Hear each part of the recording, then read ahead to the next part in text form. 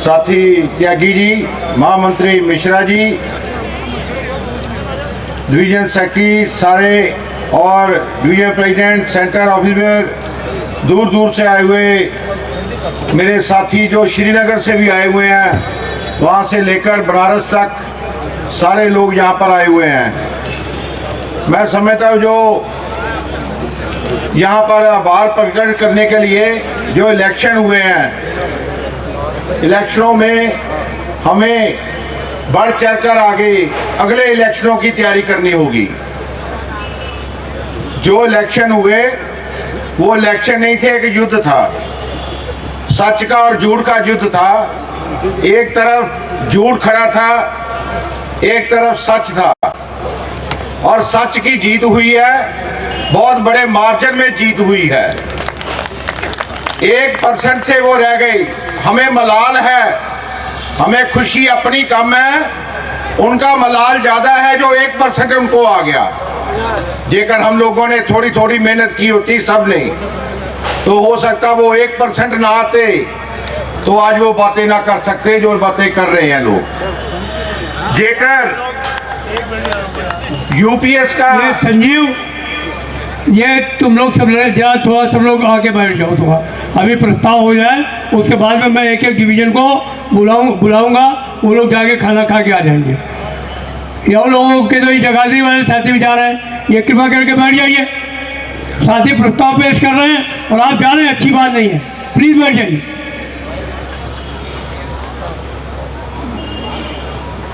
हमारे जो चुनाव हुए उसमें 1% से वो जो दोबारा उनको ऑक्सीजन मिली, हमारी डिवीजन में तो वो खत्म हो गए थे। फिर सेंट्रल हॉस्पिटल गए, शाम तक वेंटिलेटर पता कर रहे, शाम को फिर उनको पता चला नहीं जिंदा है हम। रात को 9 बजे बाहर निकल पाए वो, नहीं तो मायूस होकर घरों में छुप गए थे। 5 साल हमने 10 साल छुपा कर रखा उनको, और उनकी जो कारगुजारियां थी, मैं समझ रहा हूं ये कर यूपीएस और ओपीएस का इशू ना होता तो उनके पास कोई इशू नहीं था इलेक्शनों के बीच में जाने का। एनआरएमयू के पास बहुत इशू थे कि हमने जो काम कराए थे। शेर पंजाब जिंदाबाद। हमारी डिवीजन ने पोस्टर सबसे पहले निकाला है, मैं समझता हूँ ऑल इंडिया लेवल पर सबसे पहले निकाला। 53 आइटमें थी जिसका पोस्टर हमने अक्टूबर में निकाल दिया था। महामंत्री जी जब 8 अक्टूबर को आए थे पठानकोट, तब हमने रिलीज किया था। जो आइटमें हमने जनरल मैनेजर की, सीआरबी की घेराव करके मुर्दाबाद करके आइटमें कराई थी, वो आइटमें थी। उसके बाद आपने एक वादा किया, जो हम लोगों ने वादे किए कि जिसमें 23 आइटमें हमने लिख कर दी, चाहे उसमें एलडीसी ओपन टू ऑल हो, चाहे पे कमीशन का था, चाहे का टेक्नीशियन को ग्रेड जो मर्ज करना, 2 से 1 करना, मेरे को ऐसे ही याद है सारी आइटमें। एमसीएम को 4600 मिलना, रनिंग स्टाफ का एरियर दिलाना, ऐसी आइटमें थी जो हमने खुद निकाली थी जो पूरी होंगी। और उन्होंने एक ही छंछना बजाया। लोग, महामंत्री जी ने ठीक कहा, कुछ समय के लिए वो भूल गए कि प्राप्तियां क्या थी। एसोसिएशन को मैं धन्यवाद देना चाहूंगा इस मंच से। उन्होंने एसोसिएशन ने, चाहे ओबीसी थी, चाहे वो गार्ड काउंसिल थी, चाहे एस्मा थी, चाहे वो सीनियर एसएससी टेक्नीशियन थे, सब ने जो है मिलकर और हमें हमारी डिवीजन में एससी एसटी वालों में भी समर्थन दिया। जेकर सबका समर्थन था, सबका साथ था, तभी डिवीजन का विकास हुआ, तभी जो है जोन का विकास हुआ है। और हमारा जो डिवीजन का महामंत्री जी, मैं आपको बार कहता था, हमारी डिवीजन का मुकाबला उनके जनरल सेक्रेटरी से होता था। उनका डिवीजन सेक्रेटरी कहीं डिवीजन में नहीं निकल पाया, बार बार उनके जनरल सेक्रेटरी को आना पड़ता था उस डिवीजन में।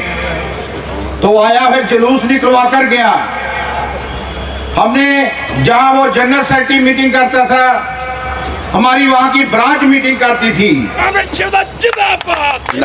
श्रीनगर से शुरू हुए, जहाँ जहाँ मीटिंग की वहाँ वहाँ आपने विरोध किया। विरोध उनकी कारगुजारियों का था, विरोध उनकी जो था कैरेक्टर का था, विरोध उनकी करप्शन का था। हमारा जनरल सेक्रेटरी का कोई विरोध नहीं था। हम उस जनरल सेक्रेटरी को बता रहे थे कि तुम्हारे नीचे करप्शन कितनी हो रही है, तुम्हारे ऑफिसर कितने कैरेक्टर लेस हैं। हम इसलिए उसका विरोध करते थे। मैं समझता हूँ उसको समझ आ गई होगी। और जो लोग आपने पाले पोसे, जिसको बहुत बड़े लीडर बना लिया, उन लीडरों ने जब समय आया तो शुरा गोप दिया। तो लेकिन आपके बहादुर साथियों ने, महिला शक्ति ने उसकी जो औकात थी उसकी औकात दिखा दी। हमने फिर पूरी डिवीजन में, पठानकोट में ऐसा उसको बंद किया, पूरी डिवीजन में दोबारा वो निकल नहीं पाया। तो जनरल सेक्रेटरी भी पछता रहा होगा भी ऐसे लोगों को लेकर। हम ये भी कहते थे कि जनरल सेक्रेटरी के ऊपर कोई भी कटाक्ष करेगा, कोई भी बात करेगा, उसको घर में घुसकर मारेंगे, बात नहीं करने देंगे। जनरल सेक्रेटरी हमारा जनरल सेक्रेटरी है, उसके लिए वो हमारे लिए लड़ता है। जेकर कोई बात होगी हम जनरल सेक्रेटरी से करेंगे, दूसरे के मन से किसी को बोलने का कोई हक नहीं है। और वो लोग बोले जो सारी उम्र जनरल सेक्रेटरी के पांव धोते रहे हैं, जनरल सेक्रेटरी के नीचे काम करते रहे हैं, ऐसे लोग बोले। मैं समझता हूँ ऐसे लोगों को रास्ता हर मंच से दिखाना चाहिए। वो जो लोग अपने आप को समझ रहे बहुत बड़ी कैटेगरी के एक बने लीडर बन गए हैं, सोसाइटी खा ली हमने लुट के, फिर कहते हैं सोसाइटी पर हमने करना। भी आपने सोसाइटी क्यों चलानी भाई? सोसाइटी ठीक नहीं चल रही, सिर्फ करप्शन करने के लिए। करप्शन के कारण लोगों को निकाला गया नौकरी से, फिर वो कहते हैं हम सोसाइटी में आएंगे। बिल्कुल नहीं होने देंगे महामंत्री जी, ऐसे लोगों को आपके पास भी नहीं आने देंगे। वो आपके घर भी आएंगे, हम भी आपके घर आकर उनको फिर पिटाई करेंगे। दोबारा आप सोचे भी आपका मन जो है हो जाए कि ठीक है जी ऐसी कोई बात नहीं थी, बच्चे थे, भूल गए थे, भटक गए थे। वो भटके हुए थे नहीं थे, वो जो थे उन लोगों ने अपनी औकात दिखाई जो उनकी औकात थी। और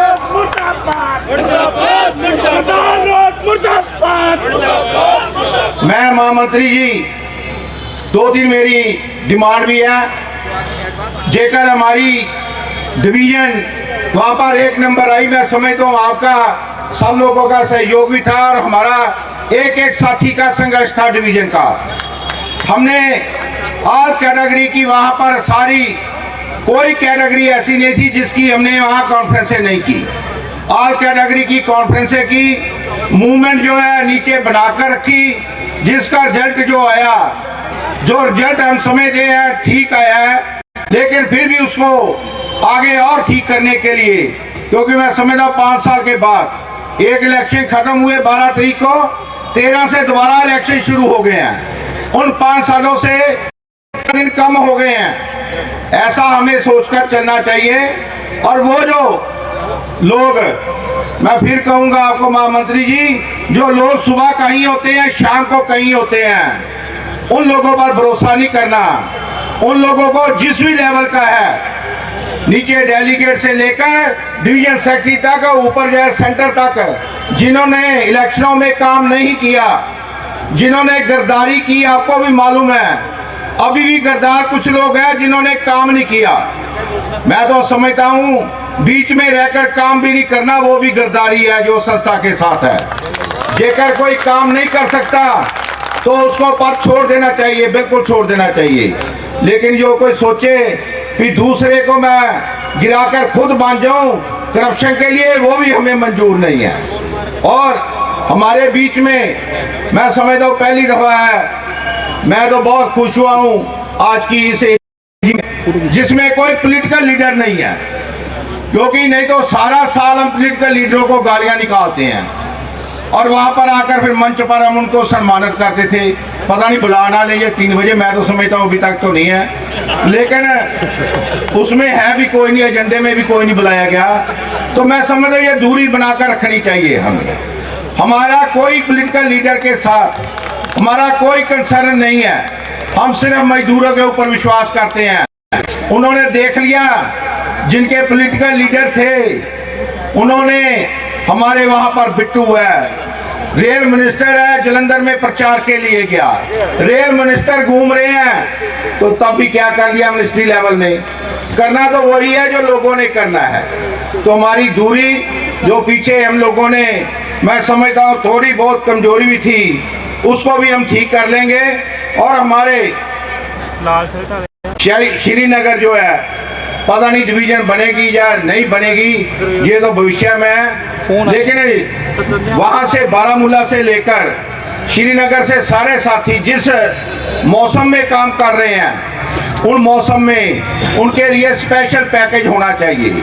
जो लोग नीचे काम कर रहे हैं, रिक्वेस्टें लगी हुई हैं, वैकेंसियां दुनिया भर की हैं, गाड़ी चलने से पहले वो जो है रिक्वेस्ट ही कंसिडर होने चाहिए।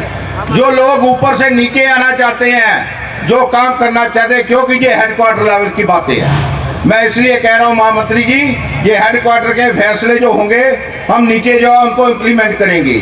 पिछला साल हमारा, मैं नहीं समझता कोई संघर्ष भरा था, मीटिंगें होती रही, कभी ये मतलब इलेक्शनों के नाम पर हुई है, कभी ये हमारी एजीएम जो है ये रखी हुई है, जिसमें हमने 100 साल पूरा मनाया। आने वाला साल आपका भविष्य के लिए है।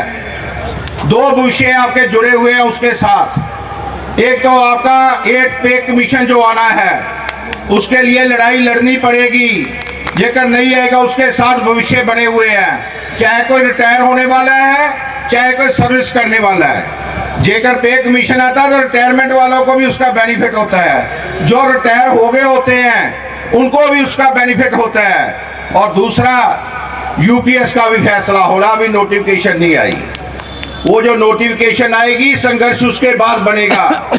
उन लोगों ने जिन्होंने यूपीएस के नाम संघर्ष किया था और 14 तारीख को वो दोबारा मुकर गए थे शर्मा जी, कि नहीं अभी तो नोटिफिकेशन आनी है, तो फिर पहले क्यों नहीं बोला आप लोगों ने? पहले बोलना चाहिए था। तो मैं समझता हूँ, एक आपने और भी वादा किया था, ले लो 1 मिनट, एक आपने, हम लोगों ने भी लोगों के बीच में जाकर वादा किया था, फिर दोबारा लार्जेस्ट स्कीम जो है इम्प्लीमेंट रेल में कराई जाएगी। वो एईआरएफ का फैसला है, वो एईआरएफ का वादा है। मैं समझता हूँ महामंत्री जी, आपसे ये सारी उम्मीदें करते हुए आप आगे बढ़े।